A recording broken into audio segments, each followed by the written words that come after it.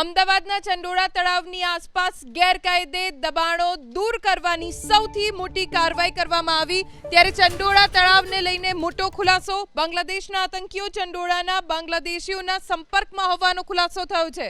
આતંકીઓ ચંડોળામાં sleeper cell active કરવાના ફિરાકમાં હતા।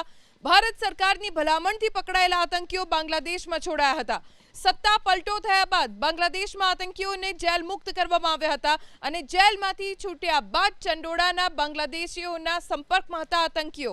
સેન્ટ્રલ આઈબીના ઇનપુટ બાદ ગુજરાત પોલીસે કાર્યવાહી કરી છે।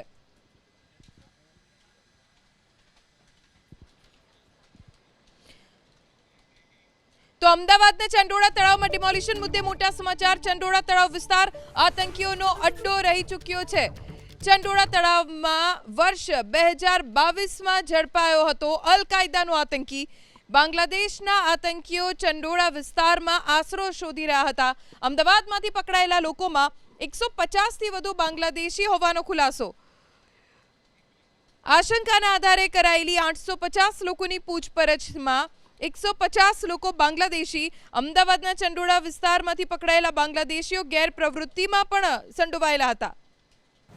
ચંડોળા તળાવની આજુબાજુ ઘણી બધી ગેરકાયદેસર પ્રવૃત્તિ ચાલતી હતી અને આ પ્રવૃત્તિ દ્વારા આ લોકો જો પૈસા કમાવે છે આ મની લોન્ડરિંગ અને શેલ કંપનીઝ ક્રિએટ કરીને બાંગ્લાદેશ મોકલતો હતો। એના વિરુદ્ધમાં પણ અમદાવાદ ક્રાઇમ બ્રાન્ચે 2024માં ગુના દાખલ કરવામાં આવ્યો।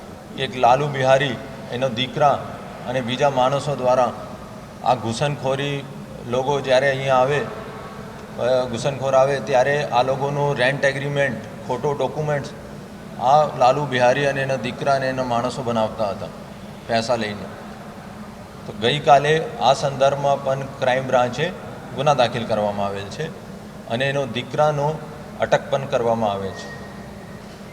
ક્રાઇમ બ્રાન્ચ દ્વારા સવારે 3 વાગ્યાથી આ વિસ્તારમાં કોમ્બિંગ કરવામાં આવેલ હતું અને 890 જેટલા શંકાસ્પદ જેના પાસે લાગે છે કે ડોક્યુમેન્ટ્સ ના હોય ઘૂસણખોરી કર્યા હોય અથવા એનો ધંધા કોઈ નથી એવા માણસોનો ક્રાઇમ બ્રાન્ચ લઈને આવ્યો હતો અને એમાંથી 150થી વધારે બાંગ્લાદેશી તરીકે પ્રસ્થાપિત થઈ ગયા છે અને એની ડિપોર્ટેશનની કાર્યવાહી પણ કરવામાં આવી રહી છે।